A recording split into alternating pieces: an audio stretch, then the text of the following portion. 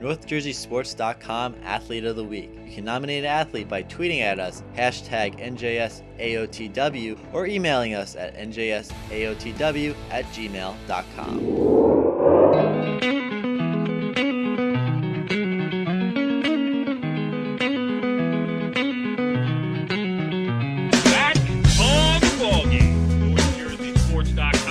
Original multimedia series talking all things basketball across North Jersey. Now, this is the original NorthJerseySports.com multimedia series, so there really is no series and episode to go along with it. So we will just say that this is our first episode of the winter 2016-2017 season. We're going to be talking hoops all season long. I am Corey Doviak, being joined by, I always say, an illustrious panel of guests. But in this case, I mean an illustrious panel of guests. First, I will introduce my left-hand man here, held over from the football season because he did such a great job with us.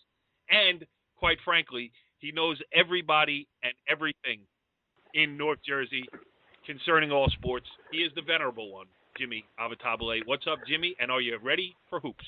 Oh, yeah, absolutely. You woke me up out of that 2-week football coma, and we're ready to talk some basketball. Yes, you were still getting Wayne Valley, Wayne Hills out of your blood until, I called you today. Is that correct? That, and I'm trying to get the Renaissance Hotel out of my mind. So that's, I think that's more important. That's an inside joke on NorthJerseySports.com, your high school sports address. All right, and now, as we welcome in our other panelist on this edition of the ball game, it is a guy who people have been waiting to hear from for the past couple of months. Now, it is my pleasure and it is my honor to welcome back to his co-hosting chair the man who this show is named after. How you feeling, Richie Ballgame Barton? I'm not feeling so bad. I got to be honest with you. I'm on the mend. Things are definitely, needless to say, for those who don't know, I was diagnosed with stage 4 bone cancer from a tumor. Is that bad? It's not good. It's actually very bad.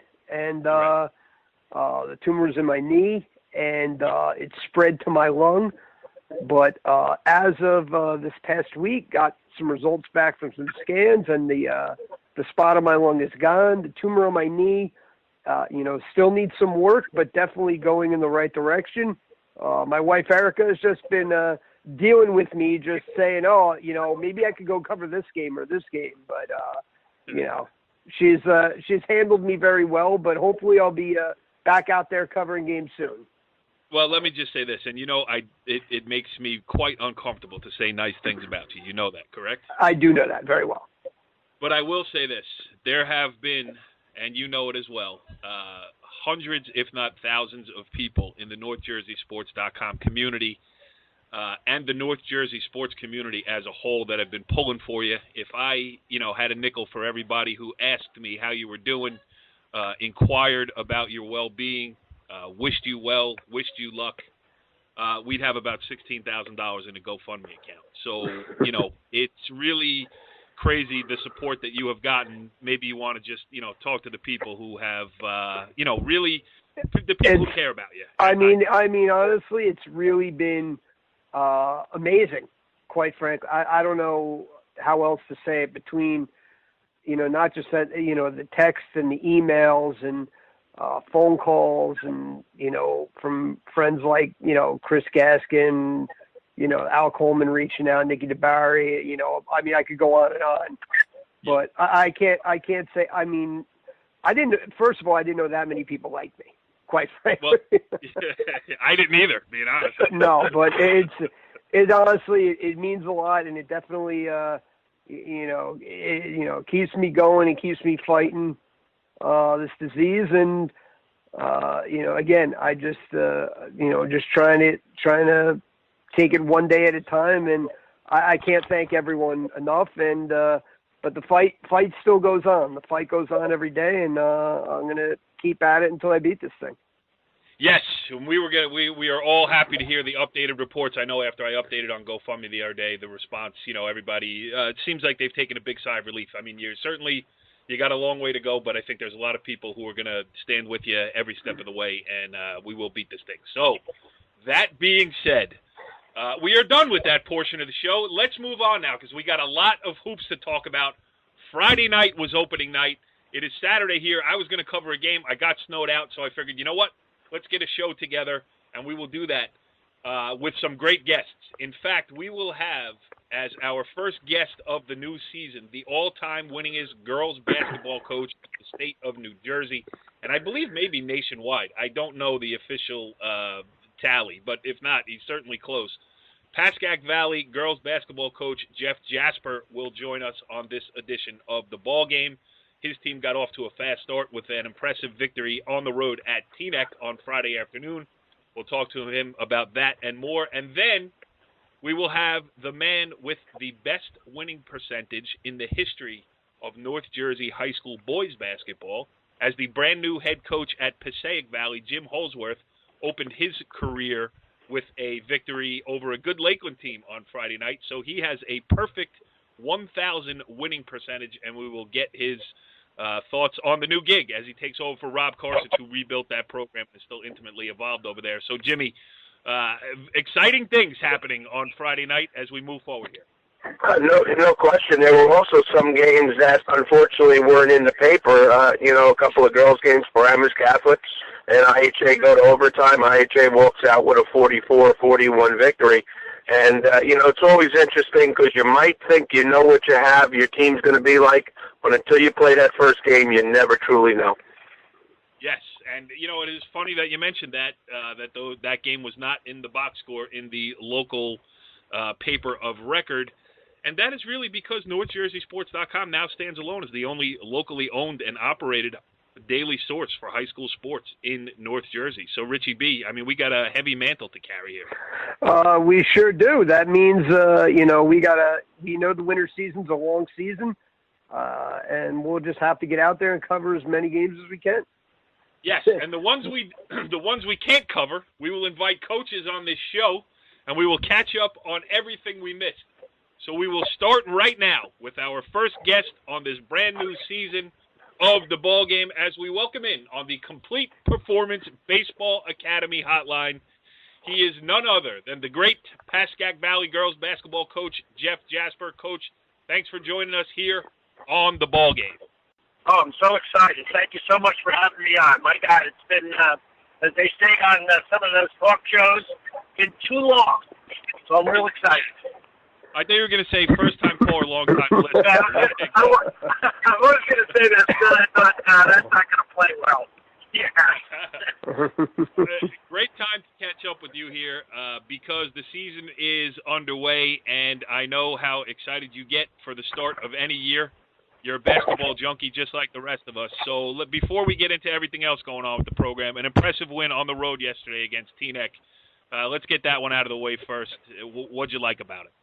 Well, anybody that's ever played at Teaneck knows that that is among the most difficult places to play. And to play on opening night at Teaneck and to walk away with a basic, substantial win, I'm like, are you kidding me? Yeah, that's awesome. Yeah. So, we played, we did so many good things. And, of course, Teaneck, Teaneck being Teaneck, they exposed a lot of things that we need to work on. So it was a win-win that we won and a win that we were able to identify a bunch of things we got to get better at. So it was great. Yes, I remember John Thompson, the great Georgetown head coach, once said, don't ever give me anything about there's no such thing as a good loss. There's nothing I can learn from a loss that I couldn't have learned from a win. So that's so true. It fits in that vein. I'm gonna ask you one more, and then I'm gonna hand you off here to our illustrious panel. But on NorthJerseySports.com, I think our unknown ranker has you guys as number 4 overall, but also the number one as far as public schools go. Listen, you're no stranger to having a powerhouse program. You've been doing it for a long time here. You know, just talk about the raised expectations for this team this season. Okay, well, you know, the expectations, Corey, never change from year to year. So, you know, we're never chasing championships. We're never chasing any of that stuff. We're always, I mean, you know, my philosophy, and the kids buy right into it. We want to be better today than we were yesterday, and be better tomorrow than we are today. So that never changes. And you know, some people think we're a little more talented than maybe we've been in a year or two. I'm really excited that we're relevant. You know, I mean, I'd love to be in the conversation again. You know, yeah. I mean, we're you know, there were like 2 or 3 years ago we were just like on the skirts of the conversation. I think we were, you know, thrown into the mix based on reputation only, but certainly not on execution. And so it's really great last year and this year to be back in the conversation. So I'm real excited about that. That's important. That motivates us every day, you know. Yes, I know. I am looking forward to the day when I become relevant. I can imagine how happy I'll be. Richie B, go ahead. Ask your first question of the season. I want to talk about, obviously, setting up the first game. You have to talk about the work that they put in the summer. And, you know, Pascack Valley is known, you know, it's tough to get, you know, at most programs, it's tough to get, you know, the same girls at every summer game, you know, trying to convince them, you know, this is going to help us come December, come January, you know, come February. But year after year, your program has so many girls competing in the summer. And when you compete like that, I mean, talk about how important that is to getting off to a good start like you had last night. Well, I think you just said it so well, Rich. I mean, with, you know, the handful of weeks that we have as preseason is so minuscule to get a team ready. And the summer, at least the way I look at it, is really our training camp. So, and those kids buy into that. You know, I mean, we play in a bunch of summer leagues, and, you know, we run camp for a handful of weeks. So the kids are really committed to that, you know, 5 or 6 week period of time. And that's where we really put our things together. I really get to see how people play. They play with each other. You know, we don't have that AAU mentality, which I would say, I'm going to use this word, you know, that infects many other programs. Our kids are really together, and we learn how to play together. So I think that's so key and important to get all, you know, I mean, our schedule never allows us that luxury of saying we're playing a couple of soft teams in the early going. So, you know, we don't have that Syracuse schedule. You know what I'm talking about? The Bayonne schedule? Yeah. You know, we don't have that. We have, you know, you jump right into it in this thing, and you got to be ready to go. And, you know, the kids work hard. They put in their time. And like you said, they all buy into this. I mean, we travel in the summer with, you know, 30 kids, 35 kids. And they're there all the time. So, you know, they and their families are very committed to this little piece of time, and that's so important to us. Yeah, absolutely. Go ahead, Jimmy. Yeah, Coach, last year you finished up 22-7. You had a great run in the States. You got to the semis. And, you know, coming into this year, most people think that you know, obviously you returned a big part of the team, and you might be the deepest public school team in North Jersey. You know, the impressive thing, looking at the box score last night, beating Teaneck, is you had 4 kids in double figures. What does that kind of depth do for your program as far as not skipping a beat, not having a lull during the game? Yeah, well, you know, we have, I mean, the truth, we have a real luxury here. There's about 10 kids who, they all can play. There's not, you know, I mean, obviously, Petro Smith, Bree Wong, Brianna Smith, you know, they're really talented. I mean, I think they're really, really amazing players. But the other kids are, at any given time, right at that same level. So, there's not a big drop-off, and they can bring, on any given night, there's going to be a different kid who's going to do something that's just going to wow me and wow themselves about what they do. One of the beauties of these kids that I just love every day going in the gym with them, not only are they really so, chemistry-driven among themselves, they really love playing basketball. I mean, you know how sometimes, you have a team that has, like, 2 kids on it that really love the game, and then everybody else is kind of along because they really just like each other, but basketball is not, like, at the top of their wish list. This group truly, truly enjoys playing the game. So we go into practice every day. It's like, are you kidding me? This is like paradise. I mean, a guy like me, I'm living a dream every day. It's crazy. Yeah, go ahead, Richie. And also, when you have those bench players who are really pushing to try to crack the lineup and everyone's trying to fight for minutes, that makes the starter so much better. Well, that is all true, but I do want to say one thing. We really don't compete against each other on something like this. They all get to play. They all understand where the pecking order is as far as the starters are concerned. There's no. This is the kind of team where credit is shared easily. So, they push each other in practice only because they all want to be the best that they can be, but it's not at anybody else's expense. I mean, it's such a healthy attitude on that regard. It's almost Zen-like the way they approach it. It's a beautiful thing. I mean, it's really remarkable to be in there with them and to see how enthusiastic and energized they are about each's success and to work with each other to make their weaknesses better. It's crazy. It's so much fun.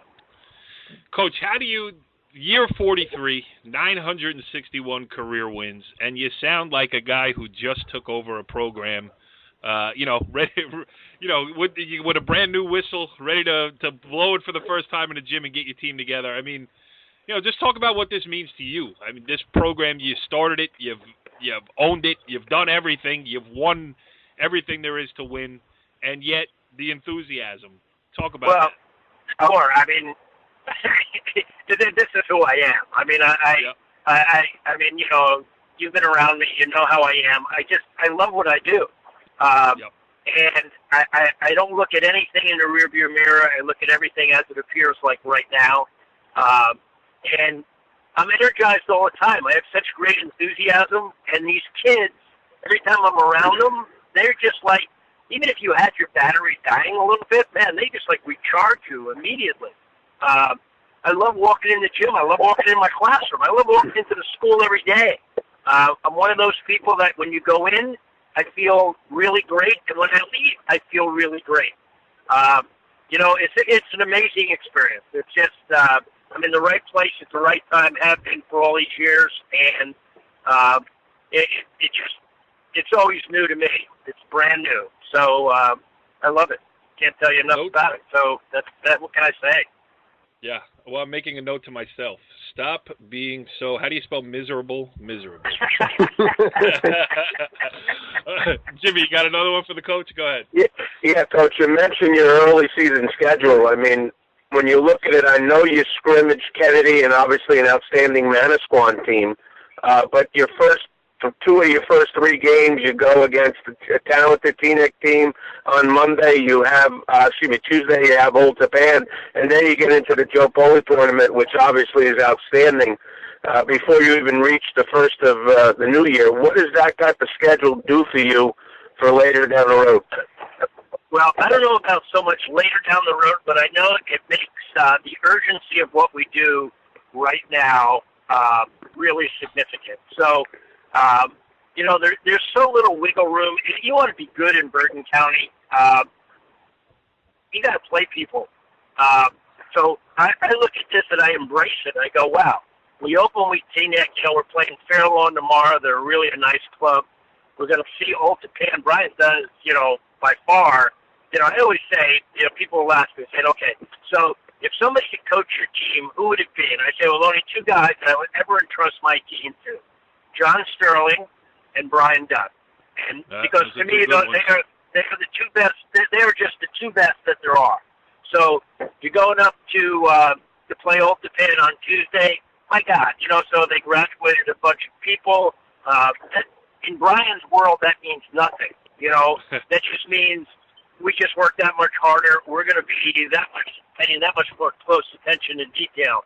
So I look at that and go, man, this is what we got to do. We got to match their intensity and their focus. That's the way I see it. So that, and then of course I love the Polies. So we're not ducking anybody in that thing. So it's awesome. I mean, somewhere down the road, I'm sure it'll benefit us, but I know from the present state, it definitely benefits us now. Just to know that our preparation, our attention to detail, our focus, our intensity has a mission. We have a mission. We have a mission every day in practice. So it's a great motivating force, Jimmy. You know how that is. So it's great.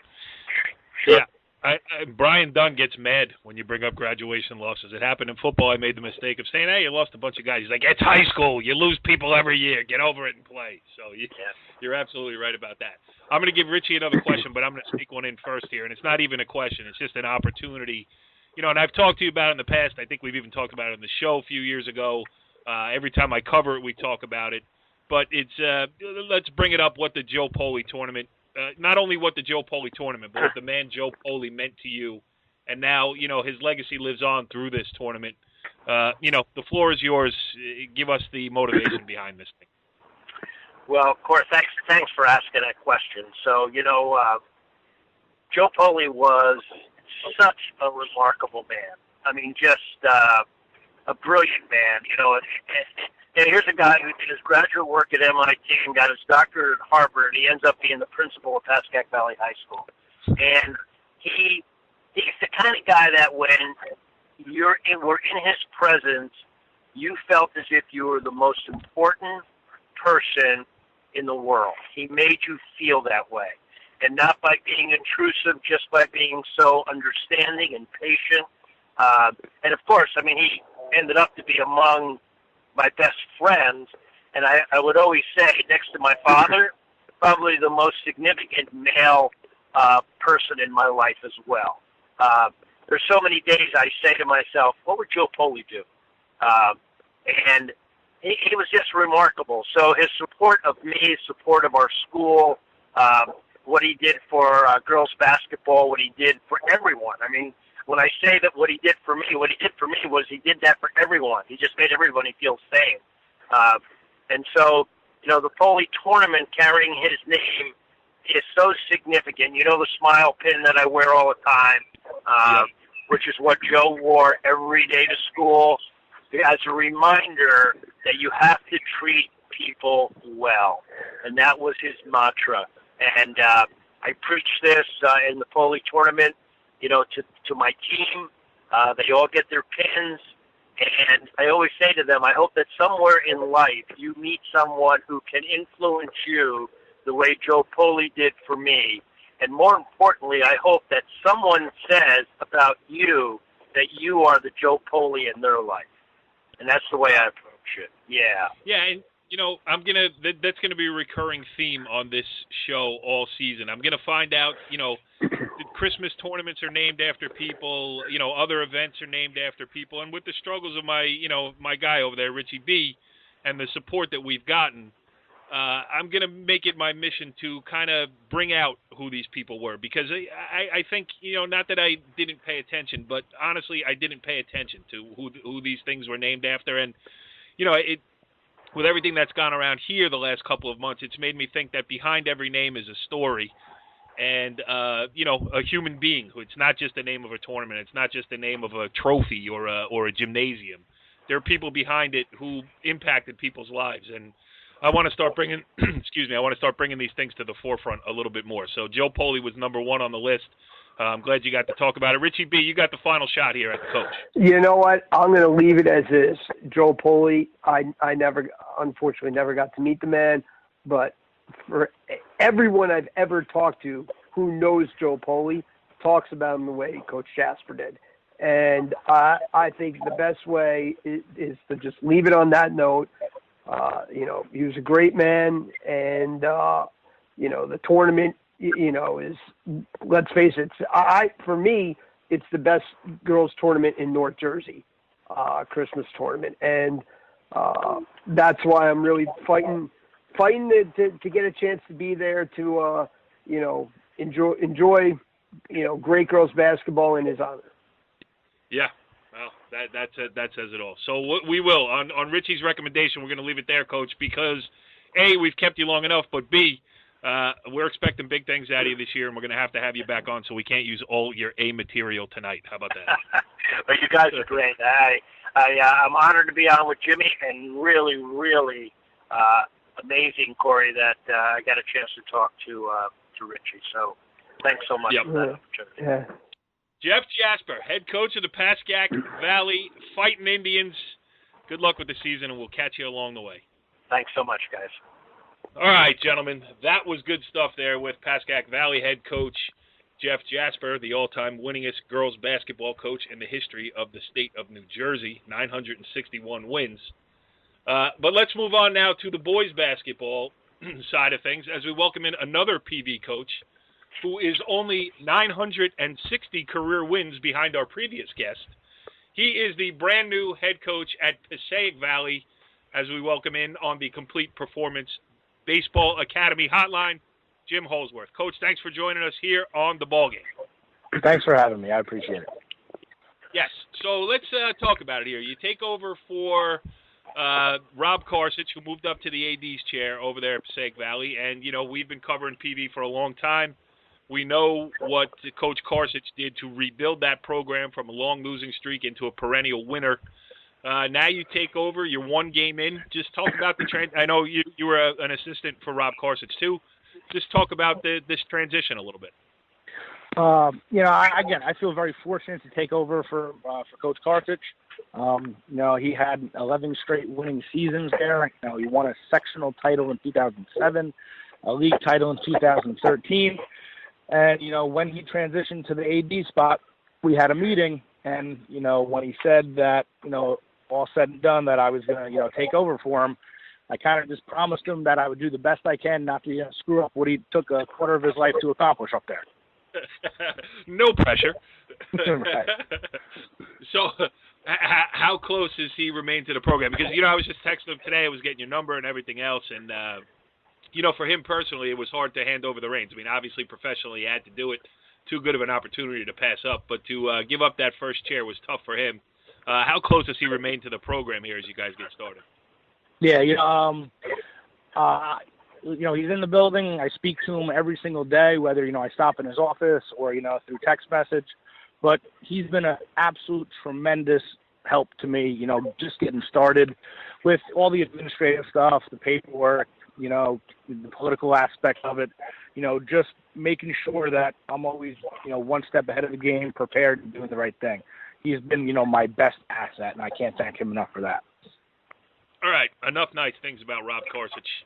Richie B., go ahead. Well, you played Lakeland last night. Down late, end up going to overtime.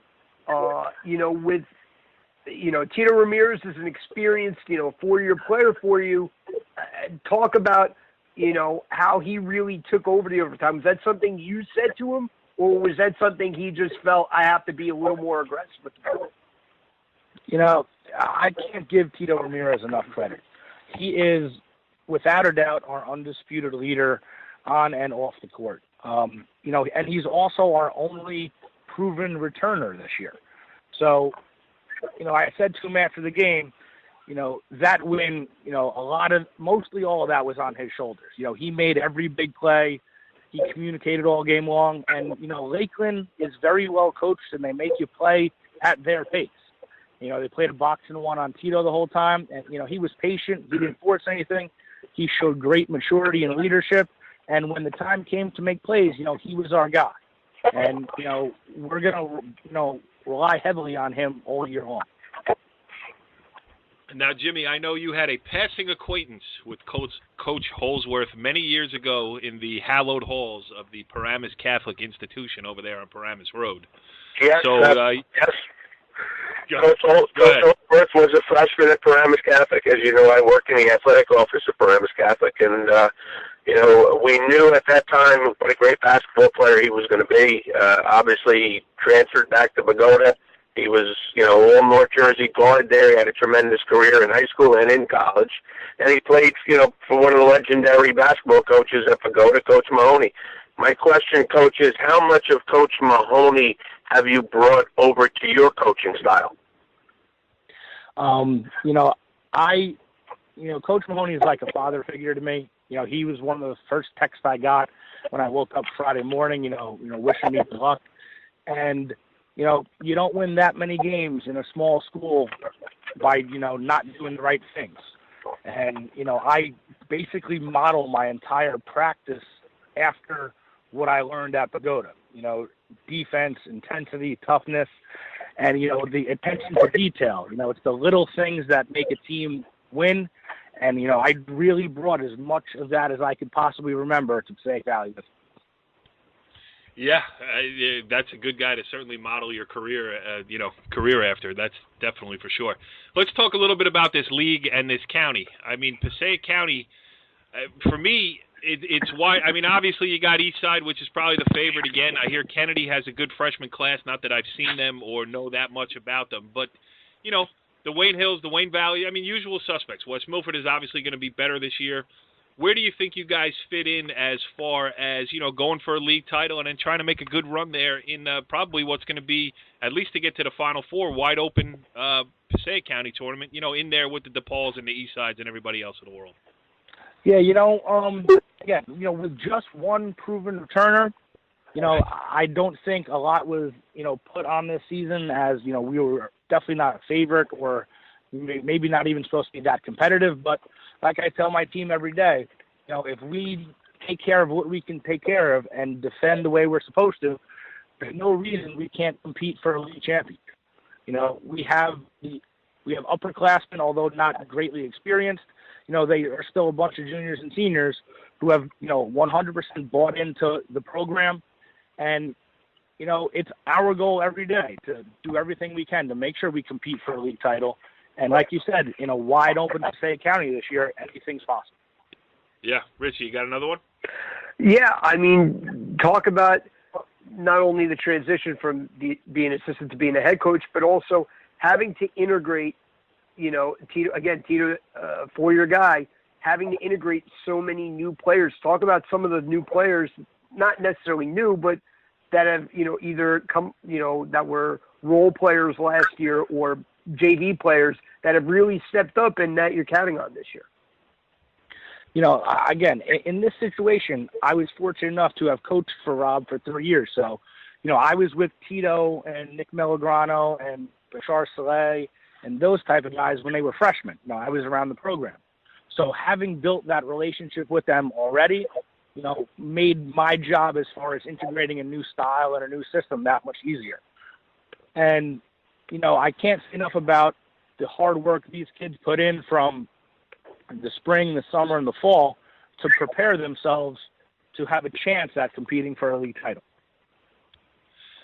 Yeah, I agree with the fact that you have a culture of winning, and we were just talking about it earlier with Jeff Jasper, and he was talking about Brian Dunn, how when he has graduation losses, that does not entitle the kids who do come back to say, you know what, well, we lost this, that, the other one, and so we're not supposed to be good, we won't be good.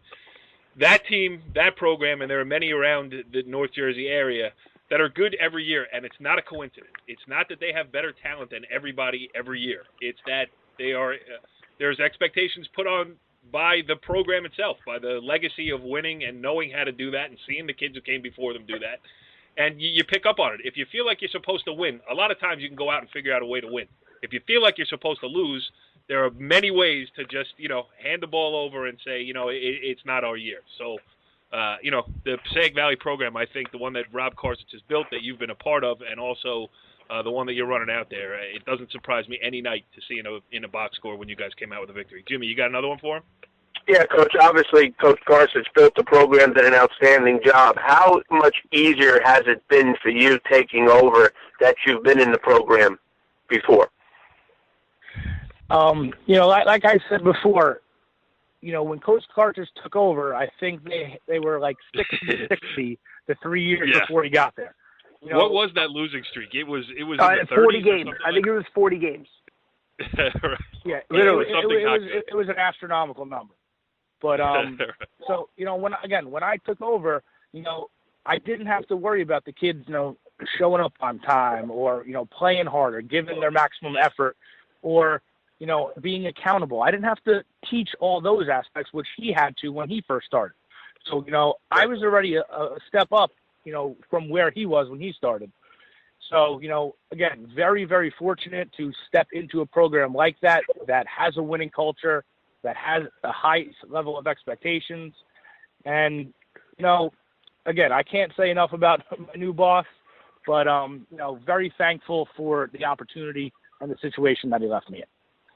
All right, now, Jim, you get into the gym there and you see the guys shooting around. Do you ever, take a ball out of the rack and step behind the three-point line and say, this is how you do it, boys? I will be honest and say I try to do it every day in practice. And what are the results been? How have the results been for you? Again, usually the ball still goes in most of the time. As long as I don't have to move too much anymore, I like my chance. Yeah. Not like a couple years ago when Richie Ballgame Barton came down there and ruined the season for you in his three-point shooting contest with Stephon Minich. He beat everybody. It was amazing. It's one of the rare good moments. There are far and few between. People ask, I get into these conversations all the time, and we were talking about it off the air a little bit. People always ask me, who's the best player you see? When people ask me who the best shooter I have seen at the high school level, I mention two names. I say John Blackrow from Pascack Valley, and I say Jim Holsworth from Bogota. I mean, still, as many years ago as you played, it made an impression on me. It was fun to watch you play, and it was great to have you here on the show this evening. Good luck with the new gig, and I don't know if you know this, but you are the all-time leader in winning percentage in the history of New Jersey high school boys basketball. Unblemished. A 1,000% winning percentage. Is that tough to carry around with you day in and day out? It's a long season. I'm sure that's not going to last the whole year, but right now it feels pretty good. Jim Holsworth, the head coach of the Passaic County Hornets. Thanks for joining us, and best of luck. We'll catch you again here. Now that we got your number, we will be calling again. So good luck, and thanks for joining us on the ball game. Thanks, guys. It's always a pleasure talking to you guys. All right, interesting stuff there with the two head coaches. Pascack Valley's Jeff Jasper, and then Passaic Valley's Jim Holsworth. Got us off and running here on the new season. I do want to mention a couple of things from Friday night. Now, I was out at the Richfield Park Dwight Morrow game, opening night there, and it was a great event. Not a great circumstance, but a great event. As we mentioned, the passing of Jimmy the Hurricane Callan, one of our good friends, and there are a lot of people around North Jersey who could use that very term to describe the man.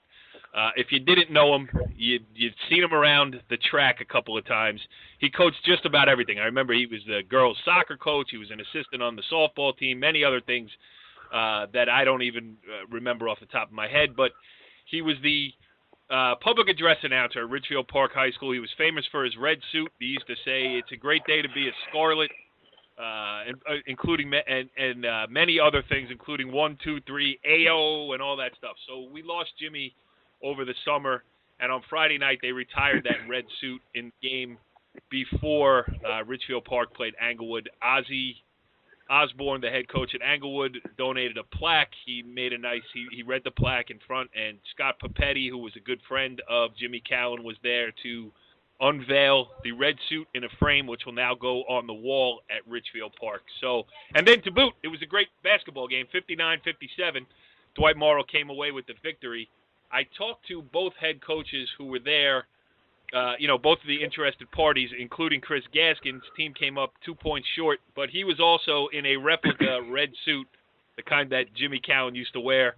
Of course, Chris Gaskin neglected to take the tags off the left wrist, but Richie, Gaskin's not used to dressing well, as he is a multiple winner of a Barton Best Award for worst dress. Is that correct? It's true. I look forward to see how he stepped this game up this year, but last night was about paying respects to really a friend of mine. Richfield Park, Papetti and Gaskin, those are my guys, and Cowan, I got to hang out with him on numerous occasions, and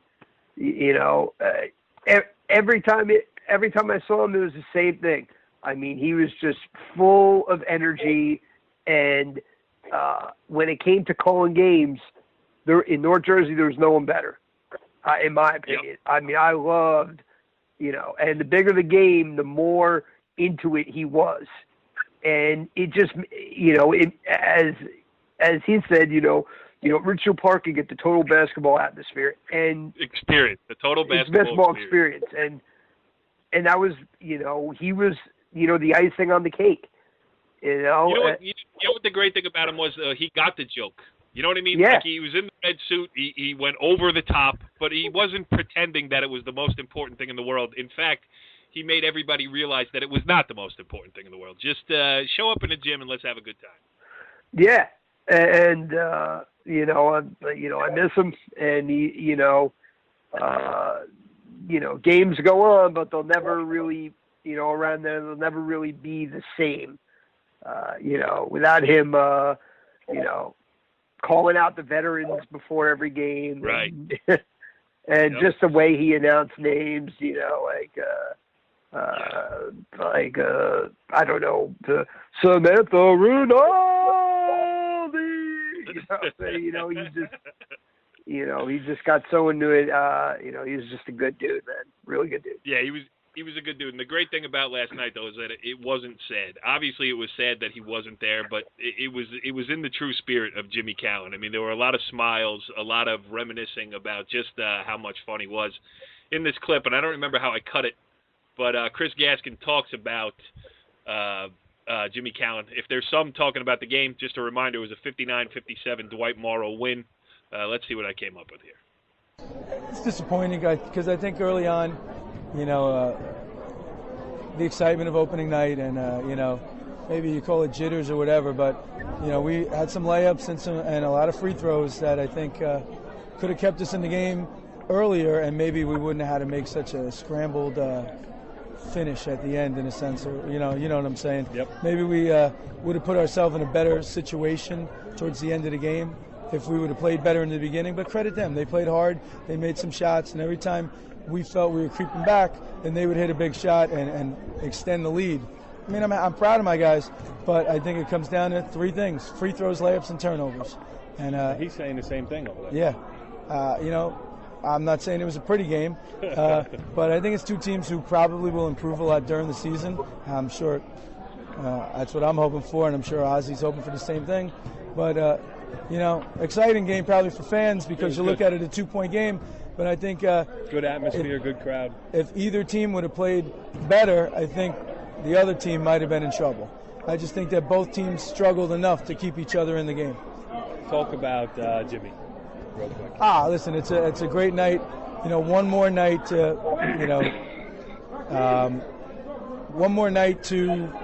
remember Jimmy, everything that he meant to the school district, athletics, to the kids in the district, to just everything in general. And, his line was always, Richfield Park, where you get the total basketball experience. And, his whole his spirit was here tonight. It was a great crowd, a great environment. And I'm just proud that years down the line, when all of us who are here now are gone, that jacket's still going to be on the wall, and people are going to be saying, who owned this red jacket? Who is this guy? And hopefully his stories and his legacy will continue for many years to come. Yeah, I think that was well said, and if that was what they were going for, that is what they pulled off last night. Because Richfield Park is one of those districts that has a great school spirit. I mean, the opening night, and they had a big crowd there. A couple of the kids, Martini Martin, who's a sophomore point guard who had 28 for Englewood, he mentioned the fans getting on him and that he heard things from the crowd, and in a good competitive way, nothing over the top. And also a couple other kids from Englewood and Ozzy also mentioned too that Richfield Park had the spirit, and Jimmy Cowan was certainly a big part of that. I won't play Ozzy's because I don't remember how I cut it, so we'll leave it at that. But a great night to kick off the high school basketball season. Richie, in your new role as box score scourer here on the ball game, anything else jump out at you from opening night? Fairlawn beating Wayne Valley boys, 91-83. Those are, Fairlawn's a team that is, had a chance to turn the corner the last couple of years, hasn't really been able to, get over the hump. Wayne Valley, some new faces in the lineup after graduating. I think they graduated 4 starters who had from a team that made it to the county last year. But they're Fairlawn's a team that's going to be interesting, especially if they play that up-tempo style. I mean, Joe, facing a Joe Light team and scoring 91 points is kind of the eye-opener for me. Not that they beat him, but how they beat him. Yes. You mentioned 2 years ago it was Wayne Valley that beat Fairlawn when Fairlawn had its last real good team in the state sectional, I think quarterfinals. It was a game I covered. And then last year, Kyle Sabella took over for Rich McAuliffe, who moved up to the college level. And there was a big group of seniors that moved on from Fairlawn and Kyle's first team. But Kyle Sabella is an outstanding high school basketball coach. I mean, I've talked to him a lot about it. Obviously not last year. It was a little bit of a rebuilding. But I know that the administration at Fairlawn is firmly behind him, too. I expect good things out of Fairlawn this year, so that was a good one. Jimmy, anything stick out to you? Obviously, Teaneck, without 2 of their better players, doing a nice job against Pascack Valley. Most people realize 2 of their best players were out for obviously different reasons. But to go in there and beat an always solid Pascack Valley team like they did, that just shows you the depth in their program. Yes, absolutely. And Leandre Washington is going to have to sit the 30 days and Passaic Valley's no slouch. I mean, they have one of the better backcourts they're good. in Bergen County with absolutely Legend Dominguez and was it Matt Vatzel? Is that who I'm thinking of? Correct. Yep. Yeah, you're right. So that was an impressive win for them. And, the last thing we'll touch on here, obviously we're missing a whole bunch of games, but we just, we got snowed out today. We wanted to get get the show back up and running for the new season, prepare for things. We will talk much more about all things basketball in the months and weeks to come because, as Richie Barton mentioned, and thanks for that, brother, this is a long season, so the grind is just getting underway here. But Cliffside Park, they lost a bunch of good seniors from a team that made the Jambo, made a good run in the States last year, and they opened with a big win over Dumont, and that can only mean one thing. If Dumont was playing a game of sports somewhere, Brian Carr was probably in attendance, and being the intrepid, I hate to use the word, well, he's not a young reporter, but being an intrepid reporter that he is, he got us some audio with Cliffside Park head coach Sean McIsaac. He talks about their win over Dumont, and he also has something to say to you, Richie B., so let's listen to this. 59-50 win over Dumont. Will Toro had 20 points. Leader, tell us about the game. No, we know Will could shoot it, and he did. And I think he was a little disappointed with himself. Some turnovers late and stuff that got them back in the game. Dumont's a tremendous improvement over the course of the years. They're playing really, really hard. I know he's got a lot of young guys on the court. And, our guys might not be as experienced. They don't know them, but these kids all played varsity last year on a good team. They all got experience. They got minutes. They were behind some good players who graduated, and they were waiting their turn. And we had one of the worst preseasons a team could ever have. I was very, very upset and disappointed. I cried myself to sleep a couple of times. No, I didn't cry, but, I was a little upset with them, but we had a couple of nice days to prepare for this, and we talked, and all the kids talked, and they really came together as a team.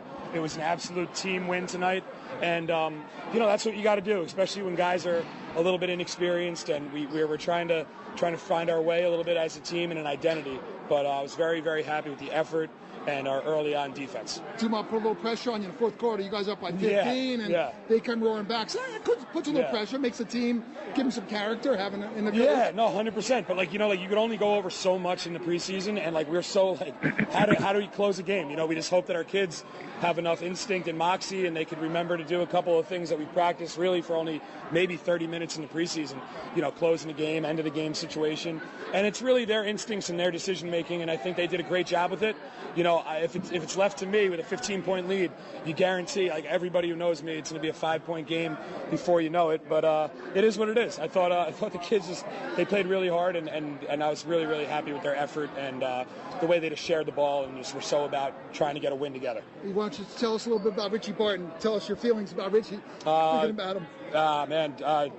Absolutely love Richie. Great man. Great at what he does, and even better person. And I know he's in a fight like crazy. And I'm so happy to hear about the positive feedback that Corey was able to share with us.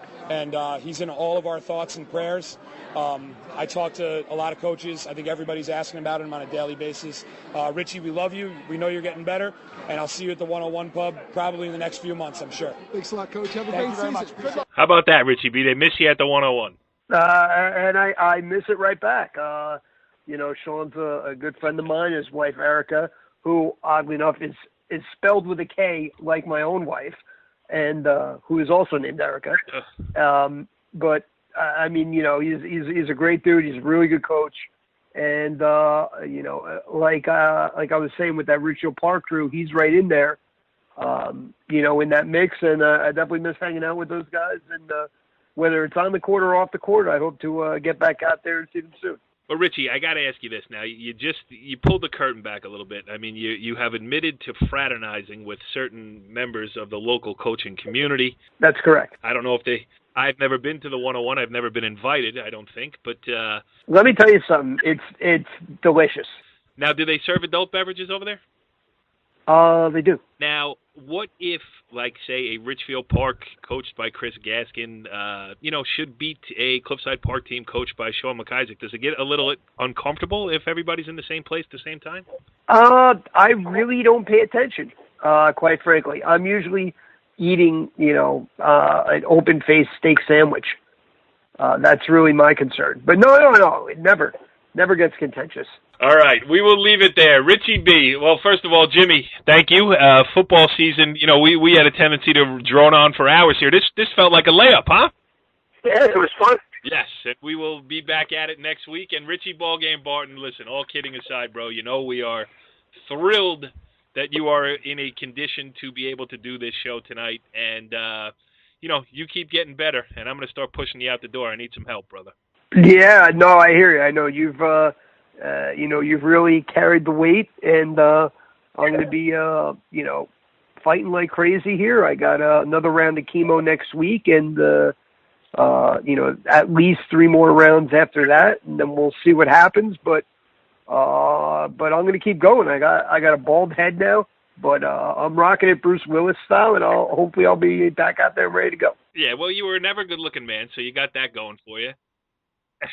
And when you say that I've been carrying the weight, I don't appreciate a fat joke on your return to the ballgame. We will see you next week. Follow the leader.